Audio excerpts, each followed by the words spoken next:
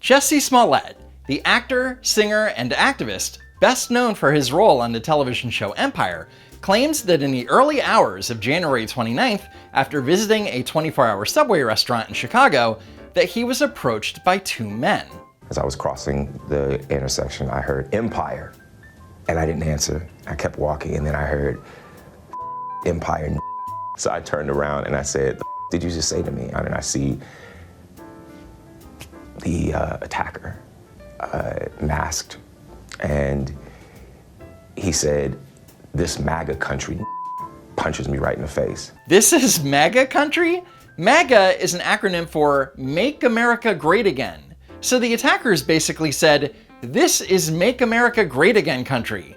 Not really grammatically correct. We ended up tussling by the stairs, fighting. There was a second person involved who was kicking me in my back. And then it just stopped, and they ran off. So two people were fighting him, and then suddenly, for no real reason, they stopped and ran off. I noticed the rope around my neck, and I started screaming. And I said, "There's a rope around my neck." So let me get this straight.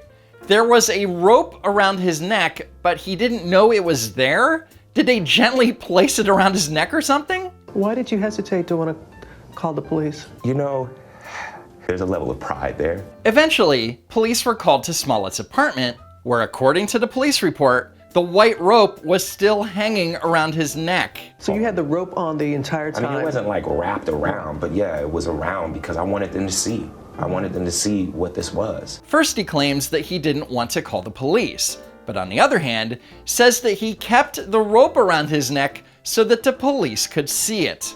Right. So why did the attackers target Smollett? I can just assume, I mean, I come really, really hard against 45. I come really, really hard against his administration.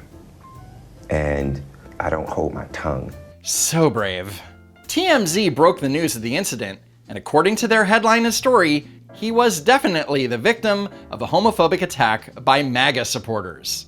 However, the initial police statement says the Chicago Police Department received a report of a possible racially charged assault and battery involving a cast member of the show Empire. Given the severity of the allegations, we are taking this investigation very seriously and treating it as a possible hate crime. So even though the report clearly states that it was a possible crime, media outlets treated it as something that definitely happened. I know you're shocked. For example, let's take a look at the initial coverage in the Washington Post. Instead of saying Jussie Smollett was assaulted in Chicago in potential hate crime, it should say Jussie Smollett allegedly assaulted in Chicago in potential hate crime.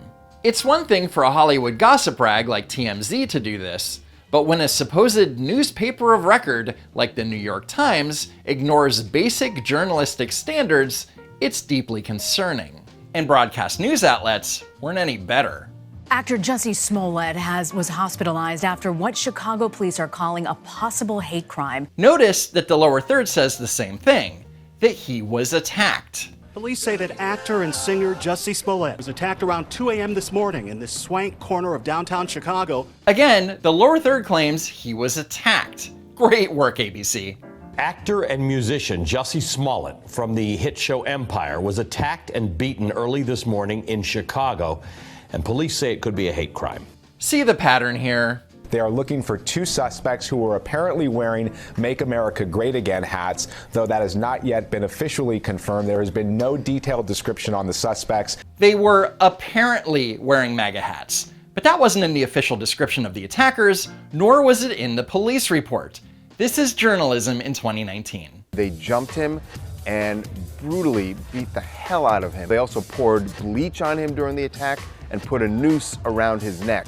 Now here is the really scary part about this attack. We're told that as the men fled, they yelled, "This is MAGA country." So two men brutally beat Smollett and put a rope around his neck.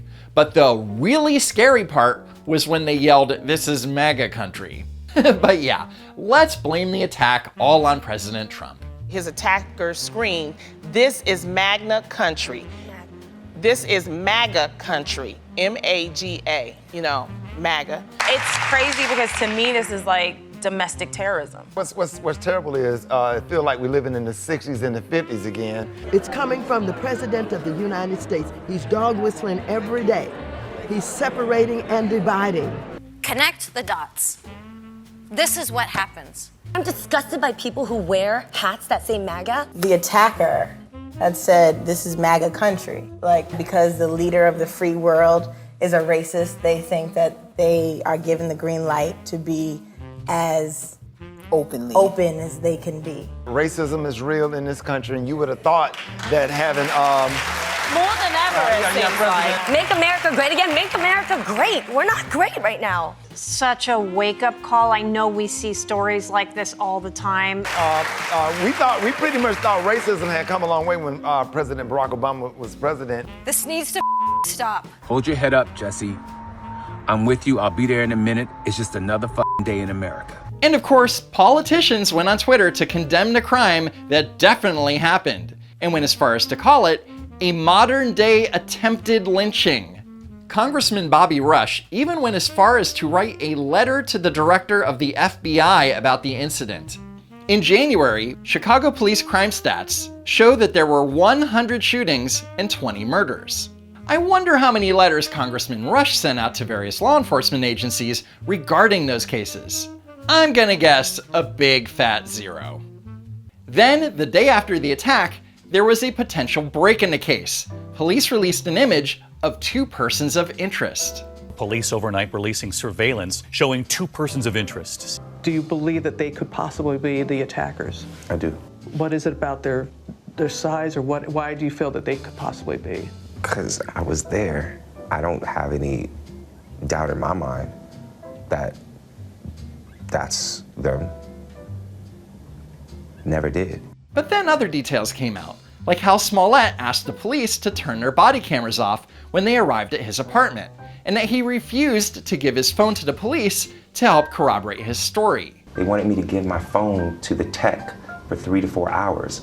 I'm sorry, but I'm not gonna do that because I have private pictures and videos and numbers, my partner's number, my family's number, my castmates' number, my friends' numbers, my private emails, my private songs, my private voice memos. I don't know what that's gonna be to hand over my phone. You're handing the phone over to the police department, not the Geek Squad. Instead, he handed over a limited and heavily redacted list of phone records that police stated did not meet the burden for a criminal investigation.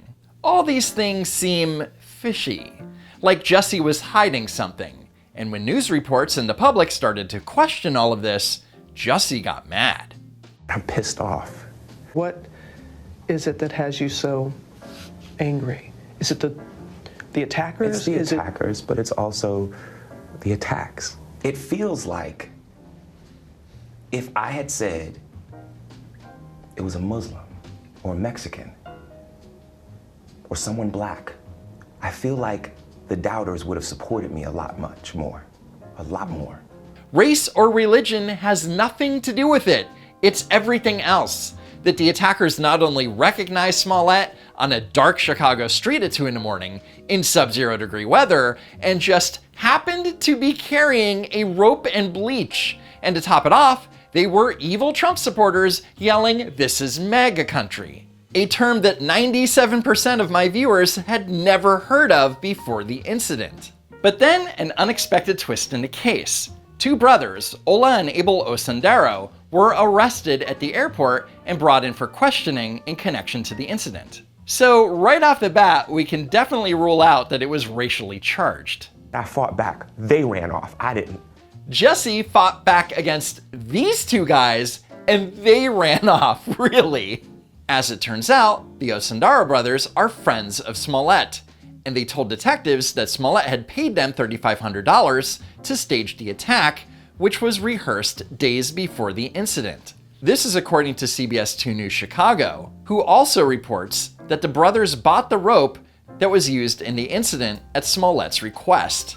So why did Jussie stage this modern-day attempted lynching? Because a week and a half before the incident, a letter addressed to Smollett arrived at the studio where Empire is filmed.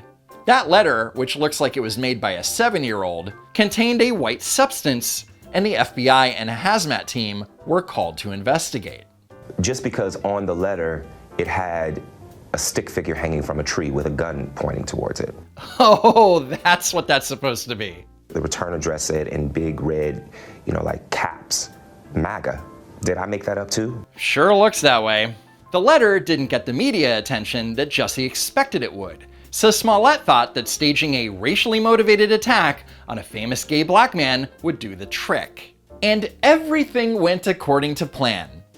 Except one thing. The surveillance camera in the intersection where the fight was staged was facing away from Smollett, which is why there was no video footage of the incident. And I looked up and I saw that there was a camera directly on the light post that is in the intersection. So I'm like, there it is. And then the detective told me that the camera inside of the casing was facing north, so they didn't have it. And that was disappointing. Of course he's disappointed. Just think about how different this whole thing would have played out had there been footage. Scary, right? So with new evidence, Chicago police officials say they have shifted their focus from a hate crime investigation to one of filing a false report. Now, there has been some harsh criticism about how most media outlets covered the story, and CNN's Brian Stelter spoke about what went wrong. There was a rush to judgment. I think it was mostly in the celebrity press and among activists and among Twitter people. I think it was a really careful reporting by news organizations.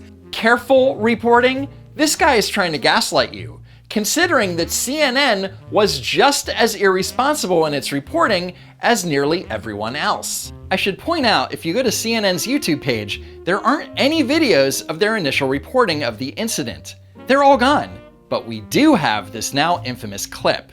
And this is America in 2019. Such careful reporting. As for Jussie Smollett, he's likely to go to prison for falsifying a police report, which is a Class 4 felony in Illinois. He could also be ordered to pay a big fine to cover the cost of the police investigation.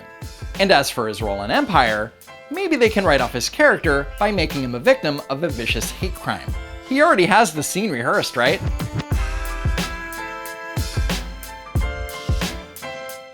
Thanks for watching, sharing, and hitting that like button. And if you haven't already, subscribe to the channel. Check out the links and sources in the description, and check out these videos that you may have missed. As always, I hope to see you next time.